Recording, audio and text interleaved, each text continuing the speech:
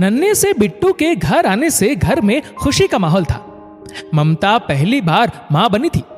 जब घर आंगन में बिट्टू के रोने की आवाज सुनी तो दादी सरला, ममता और अनिल सभी दौड़कर चले आते। कोई ताली, कोई सीटी बजाता, तब जाकर वह चुप होता। एक दिन बिट्टू के बहुत रोने पर ममता ने मोबाइल में लोरी सुना दी। ये क्रम रोजाना चलते चलते न जाने कब बिट्टू की आदत बन गई।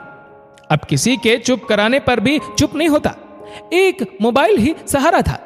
जैसे जैसे बड़ा हो रहा था, दूध पीना, खेलना, खाना, हर वक्त उसका साथी मोबाइल ही होता था। बात बात पे झगड़ा करके नाराज हो जाता था। एक दिन बिट्टू तेज दौड़ता हुआ आया और मम्मी से लिपट गया। मम्मी देखो ना, प्राची ने मेरा मोबाइल ले लिया। प्राची ने कहा, मामी जी मैंने नहीं लिया, इसने मेरा गेम हटा दिया। ममता ने जल्दी से गोद में बिट्टू को ले लिया और कमरे का गेट बंद कर दिया। प्राची ने कहा, नानी देखो ना, मैंने कुछ नहीं किया।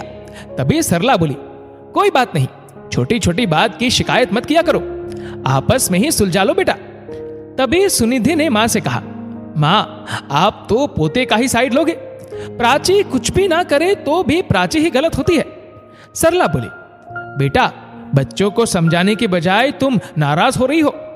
सुनिधि कहने लगी, मम्मी अभी थोड़े दिन छुट्टियों में ही तो बच्चे साथ है, थोड़ा बहुत बच्चों का झगड़ा होता है तो भाभी नाराज होकर बिट्टू को कमरे में ले जाकर पैक हो जाती है।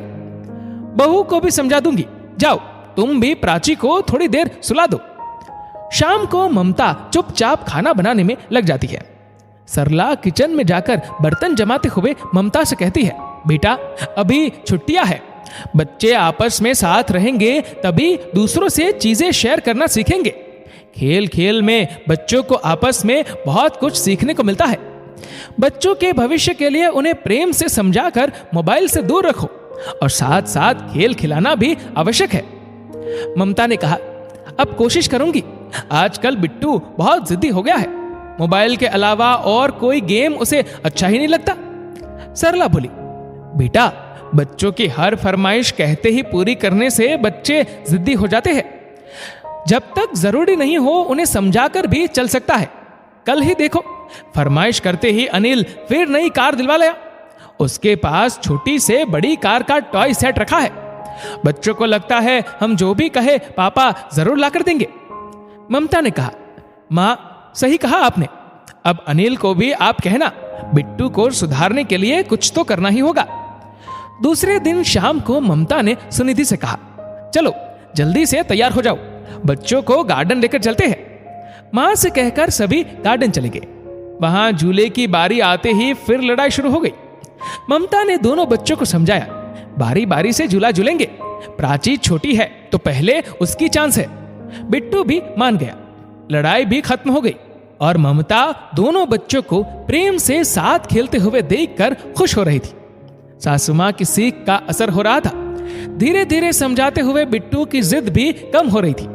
सुनिधि को ससुराल जाना था।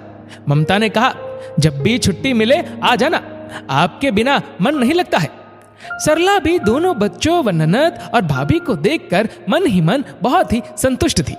दोस्तों इस वीडियो को लेकर आपकी क्या राय है नीचे कमेंट करके जरूर बताएगा। और अगर आपको वीडियो अच्छा लगा हो तो इस वीडियो को लाइक करेगा, शेयर करेगा ज्यादा से ज्यादा लोगों तक। और ऐसे ही और भी इंस्पिरेशनल वीडियोस के लिए हमारा फेसबुक पेज आज ही फॉलो करें। धन्यवाद।